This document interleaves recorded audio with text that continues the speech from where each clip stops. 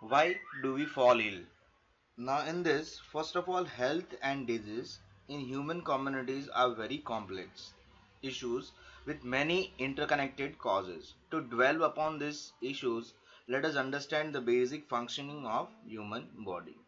In the tissues or organs of human body, many specialized activities are going on. For example, heart is continuously beating, lungs are breathing to provide oxygen to the body cells and simultaneously removing carbon dioxide out of the body. Kidneys are filtering blood to form urine, brain is thinking. All these activities involving different body organs are interconnected.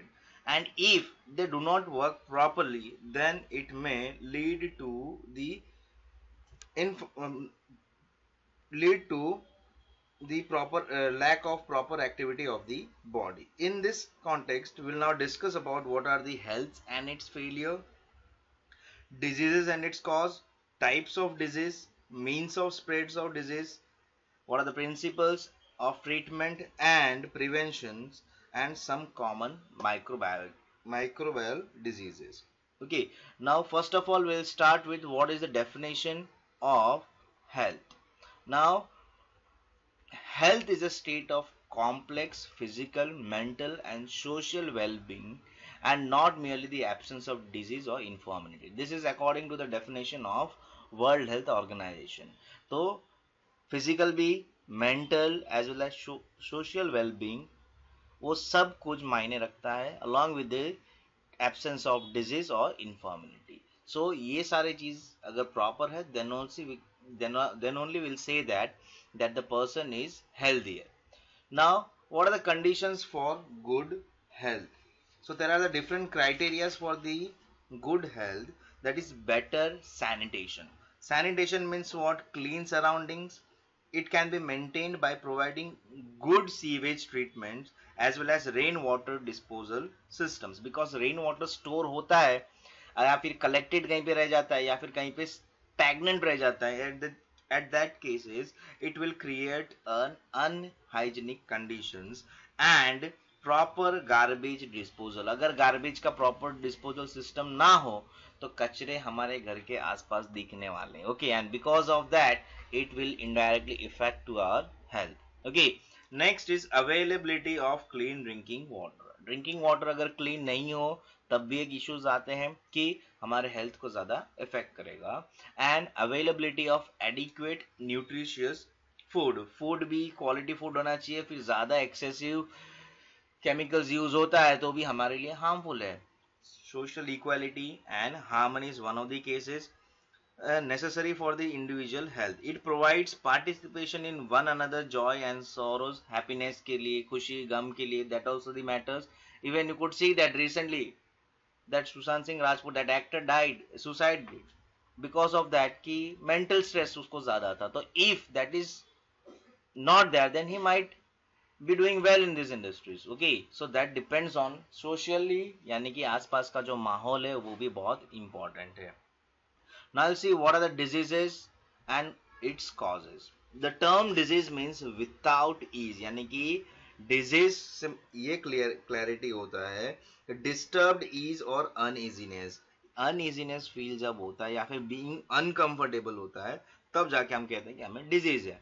अब actual definition क्या है? That is any physical और functional change from the normal state. Normal से discomfort में हम जाते हैं और डिसेबिलिटी और impairs the health of a living organisms is said to be as an disease. Disease के अलग अलग डेफिनेशंस दिए हैं. किसी किसी में दिया हुआ है malfunctioning of the body और some part of it with specific symptoms is termed as a disease.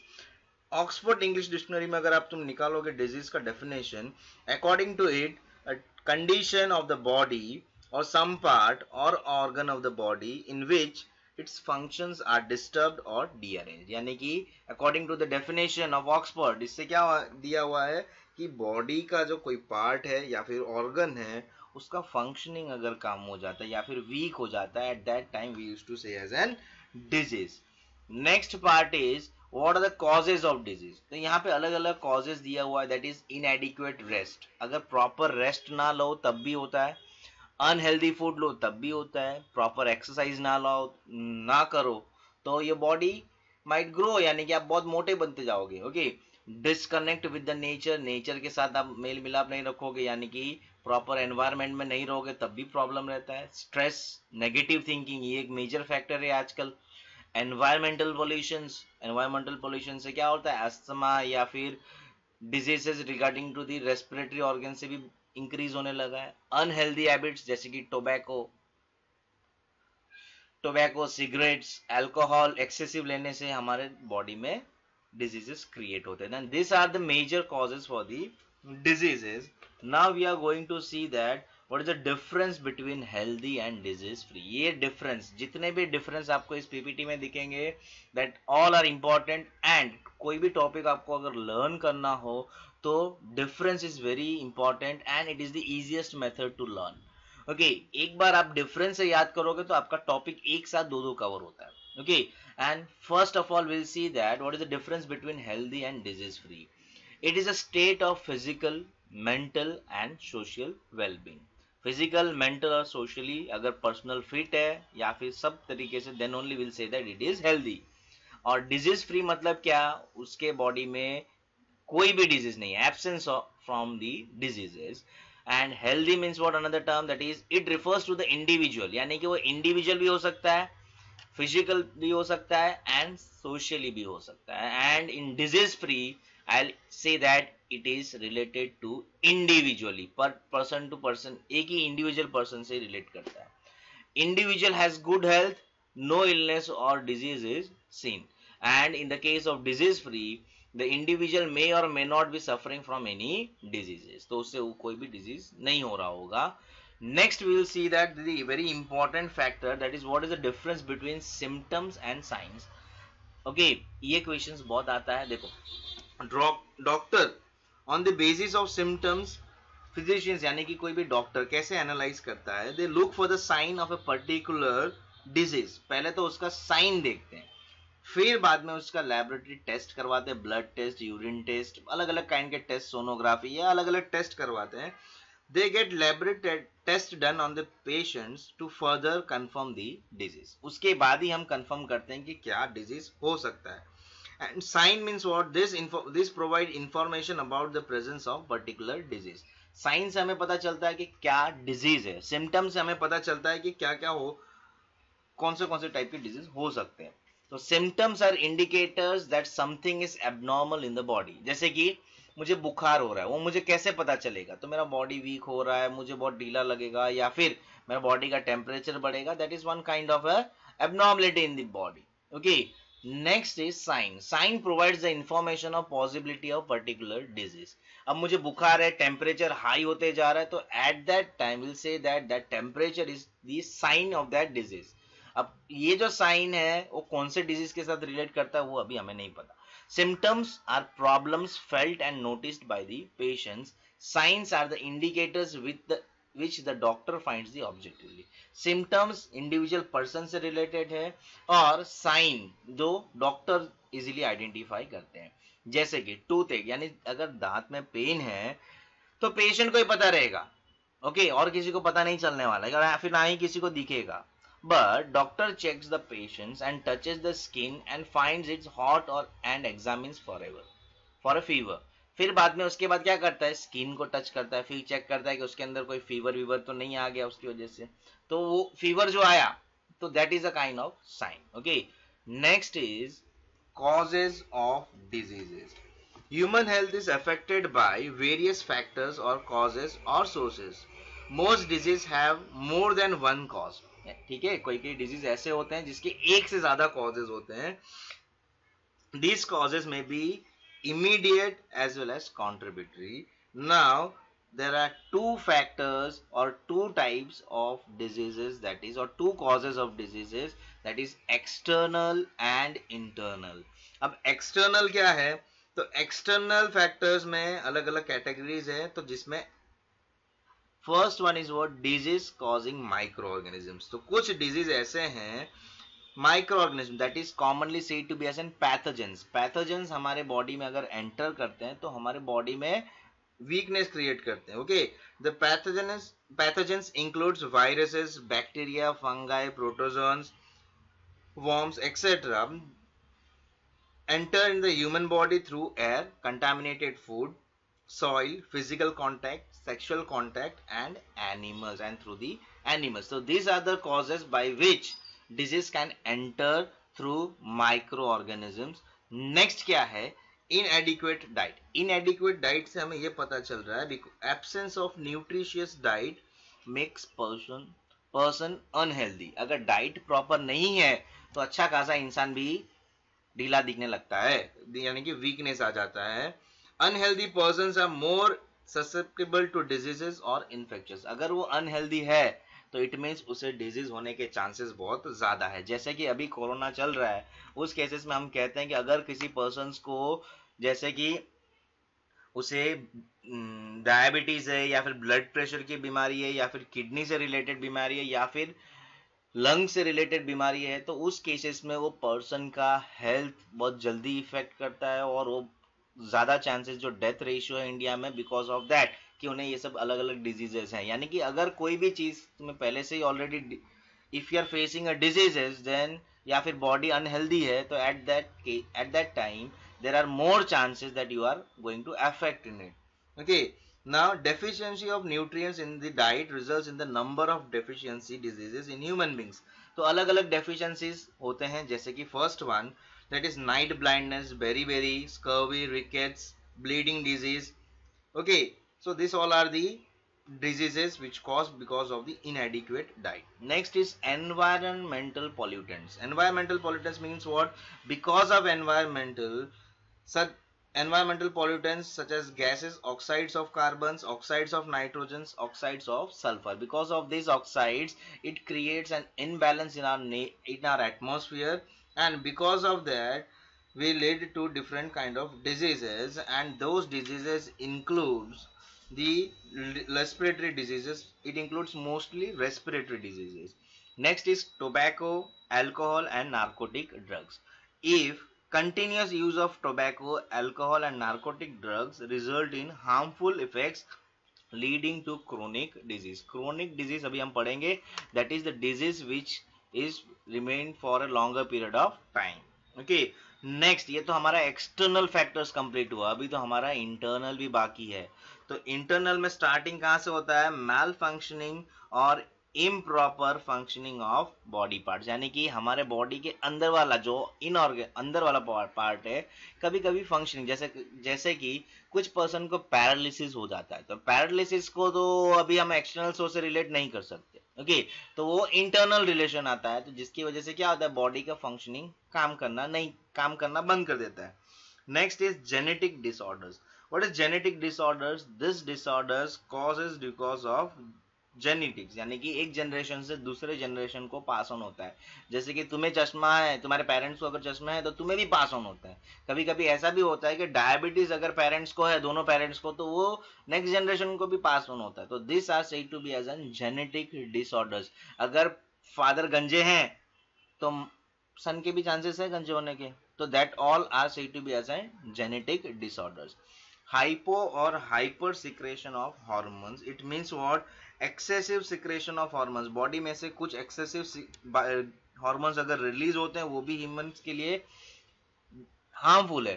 And mall functioning of bodies immune system. यानी कि इम्यून सिस्टम अगर प्रॉपर नहीं है तो उस केस में भी तुम्हारा बॉडी हार्मफुल डिजीज को जल्दी अट्रैक्ट करता है. Okay, now will see that what are the different types of diseases. These types are very important.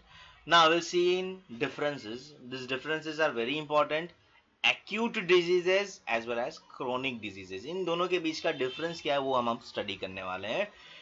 Acute disease short period of time के लिए होता है. ओके, और ज्यादा इफेक्ट भी नहीं करता बॉडी को और उसका कोई और सिम्टम्स तुम्हें बाद में भी नहीं दिखेंगे. ओके, बट क्रोनिक डिजीज क्या होता है? It is for a longer period of time और कभी कभी ये लाइफ टाइम तक भी चलता है. और इसकी वजह से बॉडी के अंदर ये जो इफेक्ट है इस डिजीज का वो लॉन्गर पीरियड ऑफ टाइम तक ह्यूमन को दिखता है. Patients recover fully after treatment in acute diseases. Acute diseases में क्या होता है, पेशेंट एकदम मस्त फर्स्ट क्लास, कोई प्रॉब्लम नहीं होता। बट क्रोनिक डिजीज में क्या होता है, वो रिकवर फुल्ली नहीं करता, उसकी दवाइयाँ चालू के चालू रहती है। एक्यूट डिजीज में you will find that body weight जो है वो कम नहीं होता है, बट क्रोनिक में बॉडी वेट डिक्रीज हो जाता है या फिर इंक्रीज भी हो सकता है कुछ कुछ डिजीज में। एग्जाम्पल्स क्या है, cold, cough, typhoid, cholera etcetera are the examples of acute. ये तो कोल्ड नॉर्मल है, हो जाता है, तो इसका ऐसा नहीं है कि हमारा बॉडी तुरंत उतर जाएगा, ना ही तुम्हारे लॉन्ग टर्म तक ये रहता है। Okay, some might be having cold for, कुछ भी थोड़ा भी हुआ तो कंटिन्यूस चलता है, that is they are having some allergic infections in it. And chronic disease that is elephantiasis, जिसे हम बोलते हैं हाथी पग। Okay, TB, tuberculosis, diabetes, cancers, AIDS, this all are for longer period of time. Diabetes तो खत्म ही नहीं होता है, कैंसर तो एक बार इंसान को हुआ तो बहुत लेस चांसेस है वो इंसान बच सके। अब तो ऐसा है कि अभी तो एडवांस टेक्नोलॉजी आ चुकी है जिसकी वजह से हम कह सकते हैं कि ट्रीटमेंट हो सकता है, बट व्हेन अगर आपने सही टाइम पे उसे डिटेक्ट किया तो, अदरवाइज उसमें भी बचने के चांसेस नहीं है। You might have seen that many Bollywood stars are been affected by the cancers. Okay, so that all are belonging to the chronic diseases. Next part is congenital and acquired diseases. Congenital and acquired diseases are very important.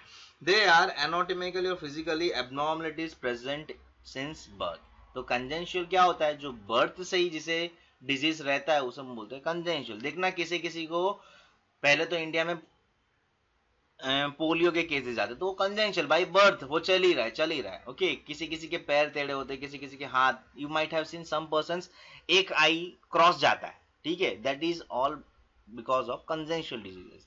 अब यहाँ पे क्या definition दिया हुआ, this are inborn diseases which are present since birth, they are caused either due to genetic, because of genetic, या फिर chromosome के abnormalities, या फिर मेटाबॉलिक डिसऑर्डर्स, या फिर मैल फंक्शनिंग की वजह से ये होता है। ओके, ना एक्वायर्ड डिजीजेस मतलब क्या, जो तुम्हारे बर्थ होने के बाद तुमने क्या क्या, तुम्हारी वजह से क्या क्या डिजीज हुए, that is said to be as an acquired diseases. Okay, now in that acquired diseases, जैसे कि कुछ डिजीजेस ऐसे होते हैं जैसे कि डायबिटीज, ब्लड प्रेशर की बीमारियां होती है, या फिर हार्ट की बीमारियां, तो that are all acquired diseases, वो हमारे एंसेस्टर से हमें नहीं मिला। ओके, कुछ कुछ डिजीजेस ऐसे होते हैं। और next we are going to see that acquired diseases are subcategorized into two parts, that is infectious and non infectious। जो जो acquired है, जो हमने gain किया खुद से, diseases जो collect किया, in that it is being categorized into two parts,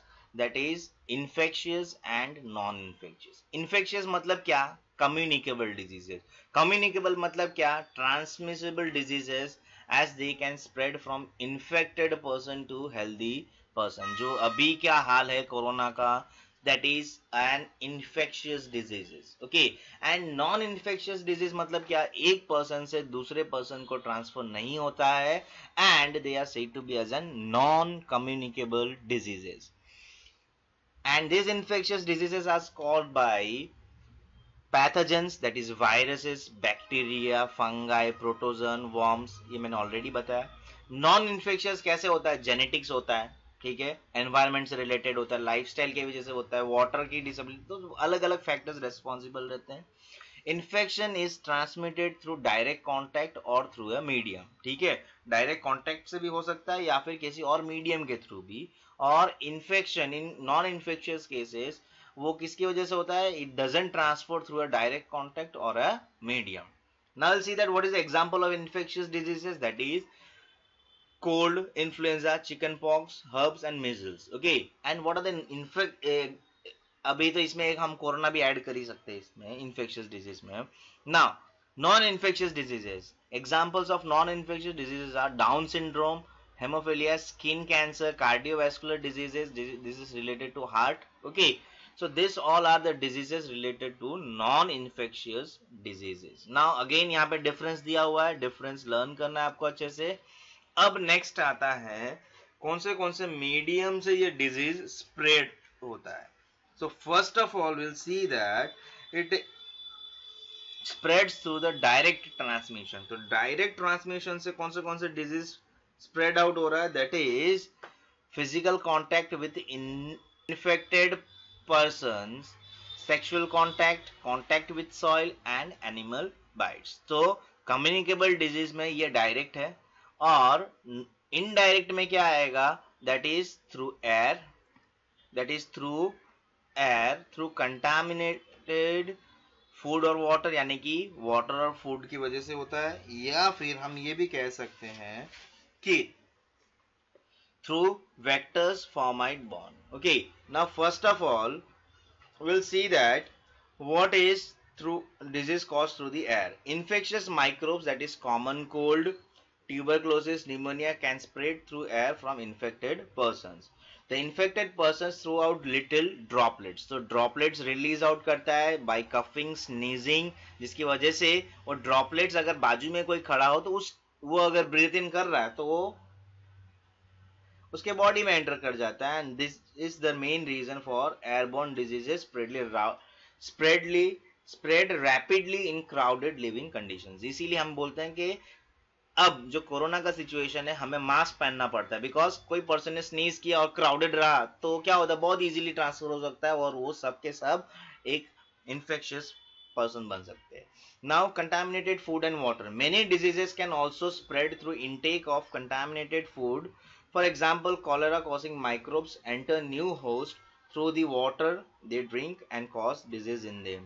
So chances of spread of such diseases increase in the absence of safe supply of drinking water in the community. देखना हम SMC के द्वारा हमारे घर घर में particular पानी के पाइपलाइन प्रॉपरली, पीने के पानी का पाइपलाइन ऑलरेडी अरेंज्ड है, वो हर रोज क्लोरीनेशन होता है, फिर बाद में हमारी तरफ ट्रांसफर किया जाता है.